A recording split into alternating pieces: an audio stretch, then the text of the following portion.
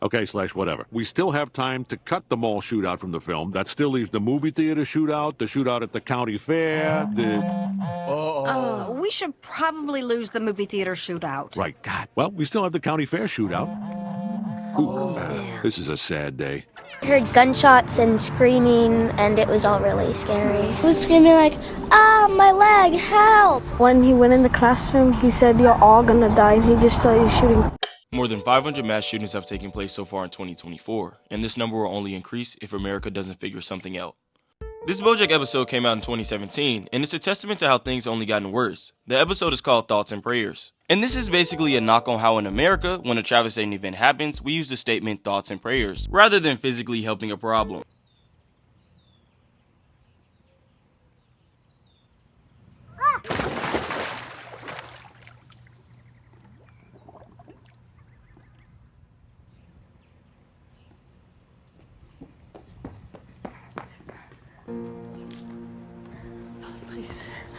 Please, God, save her. Do something, save her. Please save her. Please. My thoughts and prayers are with you. Thoughts and prayers. Thoughts. Prayers. Thoughts and prayers!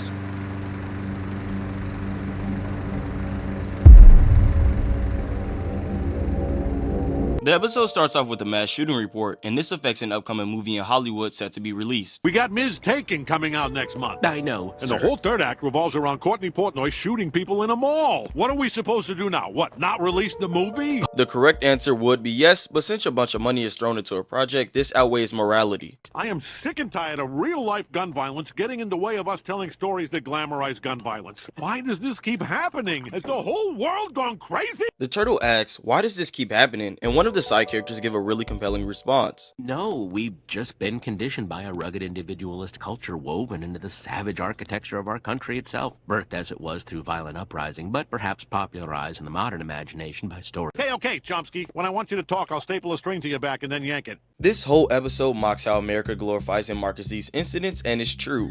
Mass shootings have a sick business to them. After these events, public fears drive increased gun and ammunition sales, and many individuals purchase firearms for self-defense or just impending gun control. Here's a tragic fun fact for you. After Sandy Hooks in 2012, gun sales spiked, and after the 2017 Las Vegas shooting, stocks in firearm companies rose sharply after those upcoming days.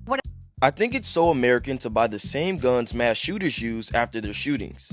The idea of buying more guns to protect yourself from these shooters is a little strange, because they're not attacking places like your home, they're attacking places where they know you're at your most vulnerable, like schools and mass gatherings. What did I miss? Courtney's beloved was outlining his plan to curtail gun violence. I'm just saying, if people have the right pumped up kicks, maybe they can outrun the bullets. I like to imagine that these are actual conversations media companies have when these events take place. Media companies are definitely aware of these prominent issues. The film Django Unchained, also being released in 2012, canceled its premiere after the events of Sandy Hooks. And more recently, we had the Joker movie with the targeted mass shooting scene, which was heavily criticized and praised for its promotion of gun violence. It's funny how the show makes a joke out of the song Pumped Up Kicks, and if you don't know what I'm talking about, it's a song that goes like this. We are the kings, we the pumped up kings, you better run, outrun my guns. This was one of the first pieces of media to address school shootings. To have a conversation, not only about like guns and gun regulations, but also about art itself and where the line is, what should be edited and what shouldn't be edited. And All this talk of gun violence is depressing. Ms. Taken is a movie about empowerment. That's what I've been saying. It's Bridget Jones with just slightly more bloody murdering. We just have to keep the story on Courtney. Instead of just all out canceling the movie, they try to misdirect it into a film about women and gun empowerment. Hey, konnichiwa, Princess Mulan. Just leave us alone, okay? I was giving you a compliment. First of all, konnichiwa is not a compliment. It's Japanese for hello. Second of all, I'm not Japanese. Maybe I could put something in that sweet mouth of yours so you don't have to talk so much. Whoa, one more step, asshole. Diane was extremely impressed on how Courtney handled the harasser, and later we see Diane begin to go through a power trip and someone who loves guns. But why the sudden switch up? Turns out the answer is pretty simple. Guns make people feel powerful because they provide a sense of control, safety, and authority. Psychologically, guns symbolize the ability to influence or dominate a situation. We see this after Diane is protected from the harasser. If you're a man, you're not gonna get it. In result of this, Diane goes home to write an article on why women need to buy guns to protect themselves against harassers, and it goes extremely viral. ultimately helping out the Hollywood movie. Again with a crazy gunman. Carolyn, if this keeps up, we're gonna have to put this movie on the shelf. What do all these shootings have in common? Guns, bullets, who are you, Art Linkletter? Just spit it out. Men! Men are overwhelmingly responsible for mass shootings. At least 95% of mass shooters in the United States between 1966 and 2022 were men. Our movie tells women they don't have to be afraid anymore. Yeah, now you're talking. When you put it that way, it almost sounds like all these mass shootings could be a good thing for the movie. That's just simple marketing 101. People are more likely to flock to movies or TV shows depending on how relevant it is to current day society. Why do you think there's a bunch of modern TV show episodes specifically meant for teens that have school shooting scenes? Euphoria, Glee, The Fosters, American Horror Story, and Degrassi, just to name a few. No, of course not. They're terrible tragedy, and my thoughts and prayers are with the victims. Right, thoughts and prayers. But if they already do feel unsafe, there's no reason not to capitalize on that. Photos of loved ones lost to gun violence and calling on Congress to ban assault weapons. I'm terrified every single day, every single moment, because it's not if it will happen again, it's when. Lindsay Hartman was at the 4th of July parade in Highland Park, Illinois last year, when a gunman killed 7 people and wounded 48 others. She says she shielded her 4-year-old from the bullets. There's no reason for weapons of war to exist in the way that they do with no regulation. 1/3 of the U.S. has a real fear of mass shootings, and this prevents them from going to certain places or events. I'm so tired of hearing the same stories of victims crying out for help with no timeline for change. Hey! Bad news. Did you hear about the mass shooting outside Tulsa? Oh, terrible tragedy. Thoughts and prayers. We really have to do something about these men who just go No, PC, this time it was a woman. A woman mass shooter? Oh no, that really is bad news. This even became the breaking point for the movie they were so desperately trying to salvage. While rare, women mass shooters do exist, and the recent event in Wisconsin adds significant weight to this reality. Suspected shooter, a 15-year-old girl, killed herself. At least 6 other people were taken to the hospital, including 2 students with life-threatening injuries.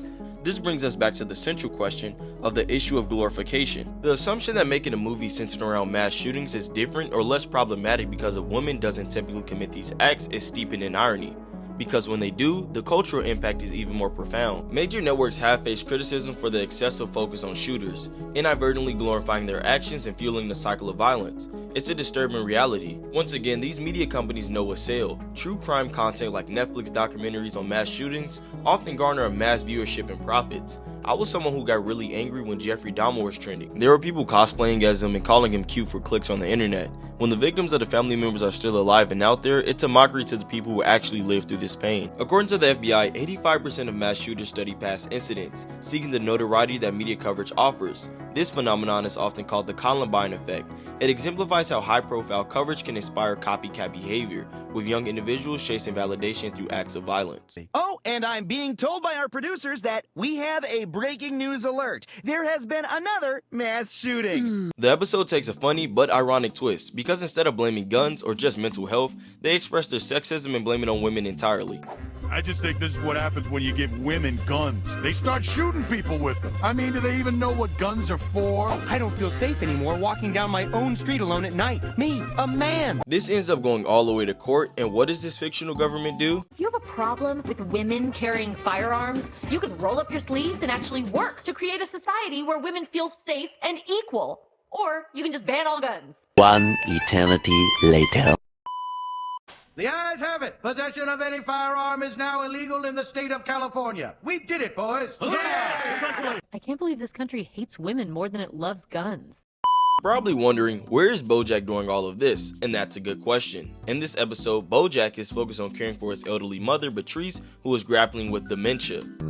You know that dementia has been progressing rapidly. You came out of nowhere. Yes, I snuck up on you on purpose as a symbol for the alarming creep of dementia. It isn't there until it is. Thank you. Very colorful. At first, I wonder why the writer chose to make this the central plotline instead of completely being a satire about gun violence. But then it clicked. Dementia being a brain disease causes people to forget significant events and moments.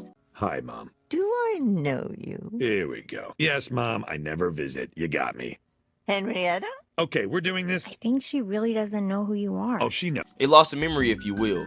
And I feel like this mirrors how Americans often become desensitized to tragedies like mass shootings. Something I really wish they would have touched on in this episode is America's mental health crisis. As gun regulation is a big problem, we can't ignore the mental factors that cause these criminals to do what they do. It's a shame. It was a great movie. Got down in the prime of its life. Well, I'm very sorry for your loss. Yeah, I'll be fine. Actually sit back and think about all the messed up political problems you see on the internet every single day. The most important thing I took from this episode is people only care so much until it affects them directly. These events, no matter how devastating, happen so frequently that they blur together in our collective consciousness. Just like Patrice's mind erases her past, society just moves on too quickly, leaving little room for meaningful change. I'll end with this. Mass shootings aren't just statistics or headlines. They are lived tragedies with real people at their core. People who deserve empathy, action, and meaningful change. It's exhausting to witness a culture that prioritizes profits and ratings over solutions, that amplifies the names of the perpetrators while silencing the cries of the survivors. If we truly want to break the cycle, we must critically assess the stories we tell and the platforms we give to these narratives. To support the survivors of gun violence and advocate for prevention, consider donating to Everytown for Gun Safety. They work nonstop to create a future free from gun violence through education, advocacy, and the community support. Thank you for watching Media Munchies. Peace.